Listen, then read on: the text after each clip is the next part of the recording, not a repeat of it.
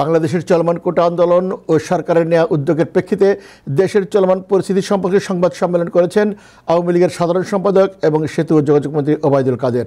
শনিবার তিনি এক সংবাদ সম্মেলনে অভিযোগ করেন, অরাজক পরিস্থিতি সৃষ্টি করতেই বিএনপি জামাত তাদের দলীয় সন্ত্রাসীদের ঢাকায় এনে কোটা সংস্কার আন্দোলনে যোগ করেছে, আর দেশের শান্তি শৃঙ্খলা বজায় রাখতেই সরকার কারফিউ জারি করেছে। কোটা বিরোধী আন্দোলনের উপর ভর করে তারেক রহমানের নির্দেশে শিবির ছাত্র দলের সশস্ত্র ক্যাডার বাহিনী সহ সারা দেশ থেকে সন্ত্রাসীদের ঢাকা সিটিতে জড়ো করা হয়েছে এবং এই দুষ্কৃতিকারী এ সকল সন্ত্রাসী ঘটনা নেতৃত্ব দিচ্ছে। শেখ হাসিনা বাধ্য হয়ে